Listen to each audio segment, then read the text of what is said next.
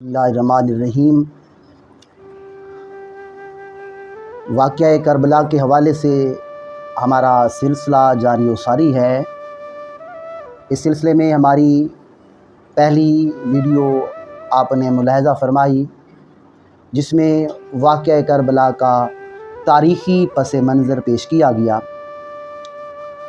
आज उसकी दूसरी किस्त और इसमें हम हज़रत अमीर मुआविया की वफ़ात से लेकर हज़रत इमाम आली मकाम हज़रत इमाम हुसैन अलैहिस्सलाम के मक्का में क़याम तक को डिस्कस करेंगे। ये 21 रजब 60 हिजरी बामुताबिक 26 अप्रैल 680 बरोज़ इतवार है। यजीद शिकार के लिए बाहर गया हुआ है और जनाब अमीर मुआविया के पास ज़ुहाक बिन कैस, मुस्लिम बिन उतबा ये दो शख्सियात मौजूद हैं और अमीर मुआविया उनसे यजीद के नाम एक वसीयत लिखवा रहा है। उस वसीयत में एक फ़िक्रा, मैंने इक़्तिदार का रास्ता तेरे लिए साफ़ कर दिया है, मगर 5 अफराद से तुम्हें ख़तरा बाकी है। वो 5 अफराद कौन से हैं? हज़रत अबू बकर सिद्दीक़ फौत हो गए, उनके बेटे अब्दुर्रहमान बिन अबू बकर। हज़रत उमर फौत हो गए, उनके बेटे अब्दुल्ला बिन उमर। हज़रत अब्बास नबी के चचा फौत हो गए, उनके बेटे अब्दुल्ला बिन अब्बास और अब्दुल्ला बिन ज़ुबैर और नवासा रसूल हज़रत इमाम हुसैन अलैहिस्सलाम। ये 5 शख्सियात ऐसी हैं जिनसे तुझे तेरे इक़्तिदार को ख़तरा है। ये लोग तुझे खलीफा तस्लीम नहीं करेंगे। देखना, बाकी जो हैं उनके साथ सख्ती रवा रखना, मगर इमाम हुसैन तुझसे हर निस्बत से बेहतर है, वहाँ पर किसी किस्म की सख्ती मत करना।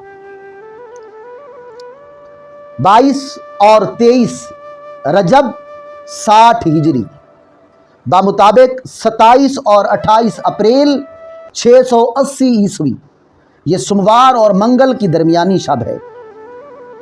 हज़रत अमीर मुआविया रज़ा इलाही से इस दुनिया से कूच कर जाते हैं। अब उनको दफनाया जाता है। दफनाने के बाद ज़ुहाक बिन कैस ने यजीद को वो वसीयतनामा पेश किया। यजीद उससे पूछता है, इस वक्त हमारे जो शहर हैं उनके गवर्नर कौन हैं? तो ये ज़ुहाक बताता है, बसरा में इस वक्त उबैदुल्ला इब्न ज़ियाद है, खरासान में इस वक्त कैस इब्न अल-हैसम है, मदीना में इस वक्त वलीद बिन उतबा है, मक्का में इस वक्त उमर बिन सईद बिन आस है। इस पर यजीद ने उसको ख़त लिखने को कहा। यजीद ने मदीना के गवर्नर वलीद बिन उतबा को ख़त लिखा और ख़त में ये तहरीर किया कि अब वली अहदी नहीं, हम खलीफा हैं और आप जल्द अज जल्द इमाम हुसैन, इमाम आली मकाम और अब्दुल्ला बिन ज़ुबैर से फ़ौरन बैयत लें।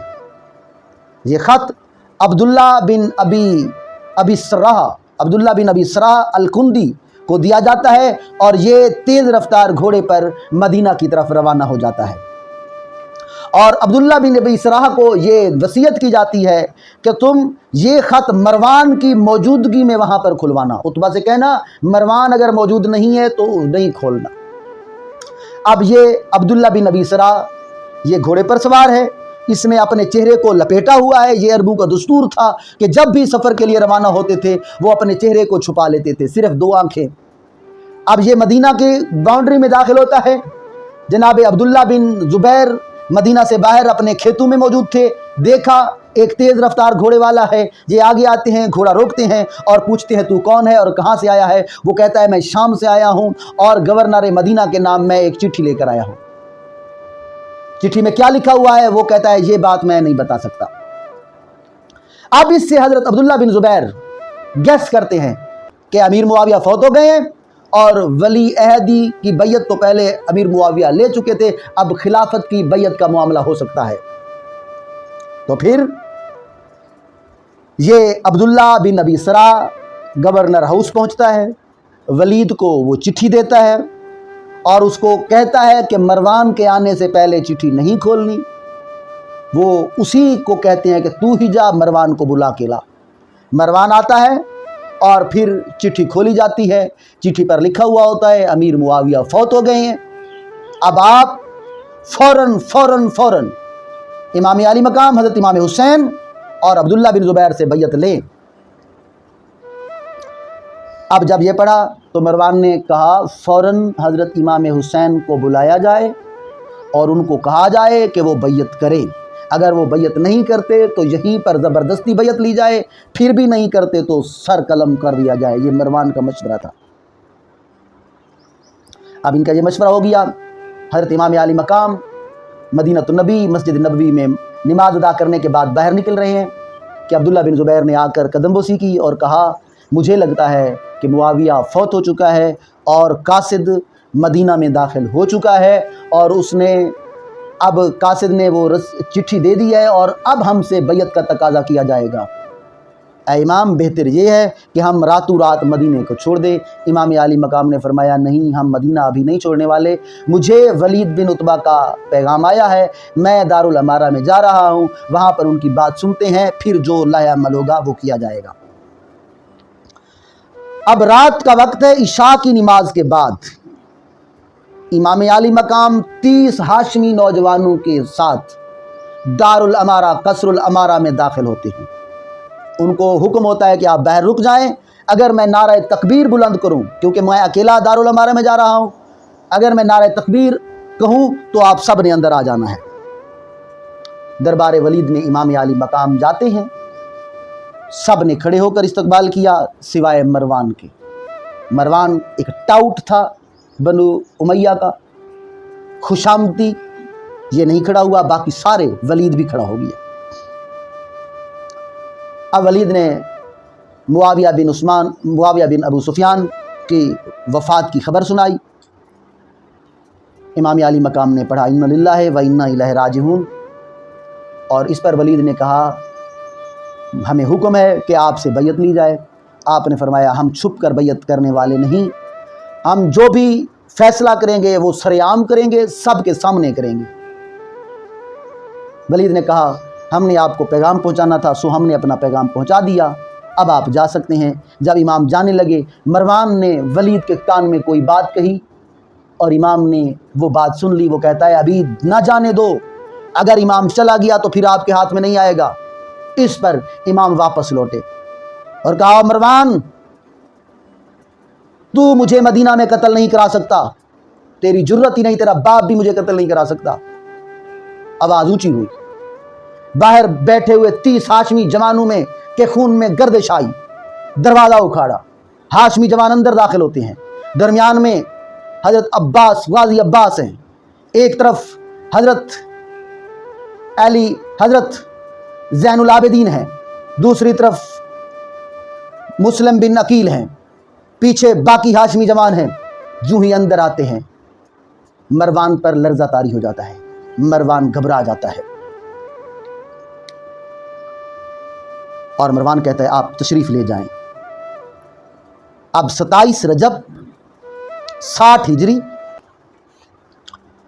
2 مئی 680 بروز ہفتہ، امام علی مقام نے اپنے خاندان کے بزرگوں کو، جوانوں کو بلایا ہوا ہے اور ایک میٹنگ کی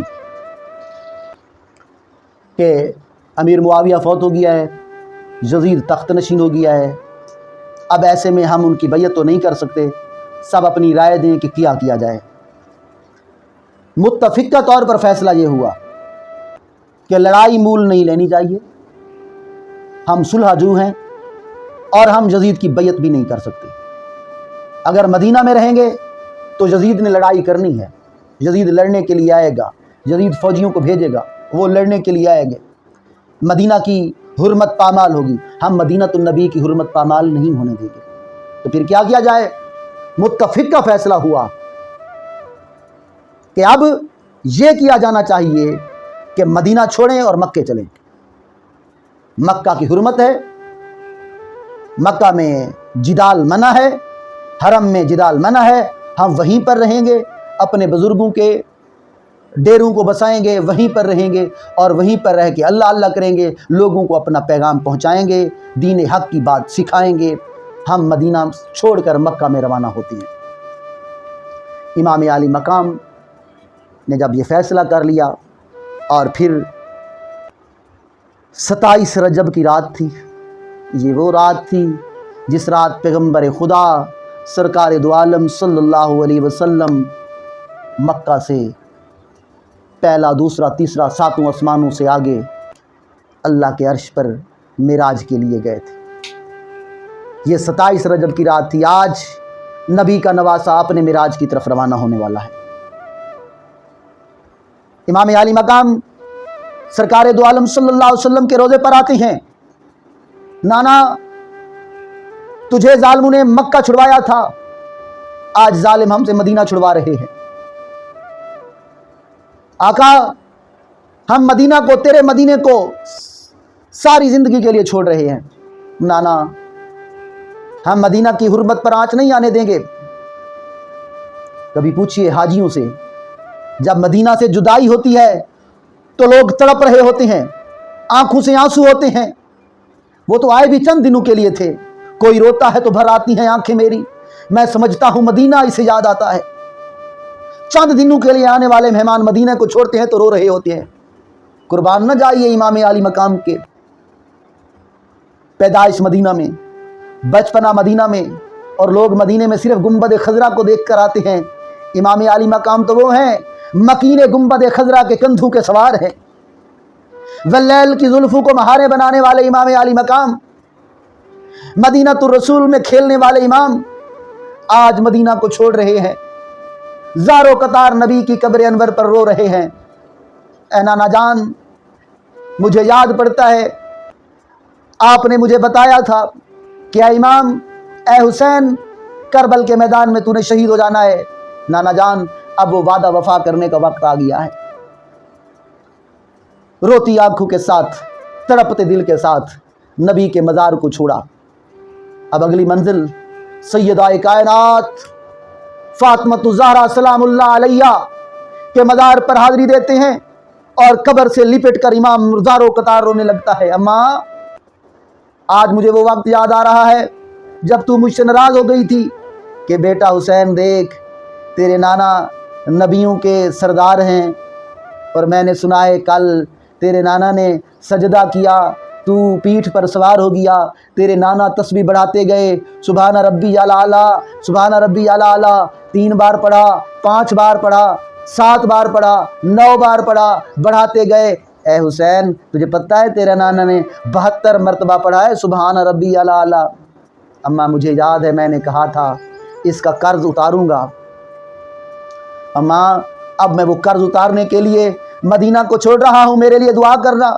میرے نانا نے 72 تسبیح پڑھی تھی، میں ہر تسبیح کے بدلے ایک تیری گلشن کے پھول کو اس تسبیح پر نثار کرنے کے لیے جا رہا ہوں۔ اماں، میرے لیے دعا کرنا۔ امام قبر انور سے لپٹ کر رو رہے تھے۔ شہزادگان بنی ہاشم تڑپ تڑپ کر، بلک بلک کر رو رہے تھے۔ اس کنڈیشن میں، اس حالت میں امام نے قبر سیدہ زہرا کی کو چھوڑا، اور یہ قافلہ مدینہ سے روانہ ہو گیا اور مکہ میں پہنچ گیا۔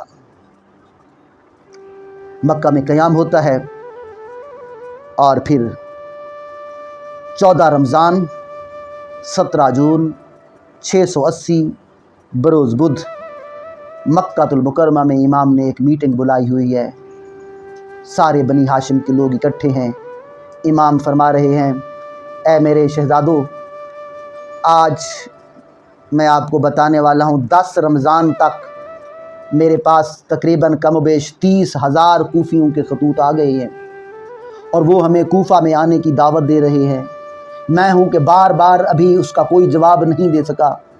اب جو آخری خط آیا ہے 10 رمضان کو، اس کا متن پڑھ کر میں تڑپ گیا ہوں۔ اے نواسہ رسول، اس میں کیا لکھا ہوا ہے؟ کسی نے پوچھا۔ سید کائنات امام عالی مقام نے فرمایا، اس میں لکھا ہوا ہے، اے نواسہ رسول، ہم آپ کو بار بار بلا رہے ہیں، آپ ہمارے پاس نہیں آ رہے، ہم یزید کو خلافت کا مستحق نہیں مانتے، لیکن آپ بھی تو کوئی جواب نہیں دے رہے۔ اب اگر یزید نے ہم سے آ کر زبردستی بیعت لے لی اور ہم یزید کے تابع فرمان ہو گئے، کل قیامت کے دن اگر ہم سے سوال ہوا او کوفیو یزید حق پر نہیں تھا، اس کی بیعت کیوں کی؟ تو ہم کہیں گے ہم نے نواسہ رسول کو بلایا تھا، ہم کہیں گے ہم نے امام علی مقام کو کہا تھا ہم تن من دھن آپ کے لیے قربان کرنے کے لیے تیار ہیں، آپ آ جائیں، لیکن امام نہیں آئے تھے، لہذا یہ جو بات ہوگی آپ تک جائے گی، ہم اس سے بری ذمہ ہوں گے۔ اس بات کو پڑھ کر جناب امام کہتے ہیں میں تڑپ گیا ہوں، اب کیا کیا جائے؟ اس میٹنگ میں خاندان بنی ہاشم کے نوجوانوں نے، بزرگوں نے یہ فیصلہ کیا آپ ابھی نہ جائیں، اپنا ایک مشیر، اپنا ایک آدمی کوفہ میں بھیج دیں، وہ جا کر کوفہ میں آپ کو وہاں کے حالات بتا دے گا اور پھر اس کے بعد جو ہوگا وہ سوچا جائے گا۔ لہذا فیصلہ ہوا کہ مسلم بن عقیل کو کوفہ میں بھیجا جائے اور وہ وہاں کے حالات لکھے، جو وہاں کے حالات ہوں گے اس کے مطابق پھر فیصلہ کیا جائے گا۔ یہ ہماری دوسری قسط تھی۔ تیسری قسط حضرت امیر مسلم کی مکہ سے روانگی، کوفہ میں پہنچنا اور وہاں کے حالات، انشاءاللہ وہ ویڈیو آئے گی، اس کو ضرور ملاحظہ فرمانا۔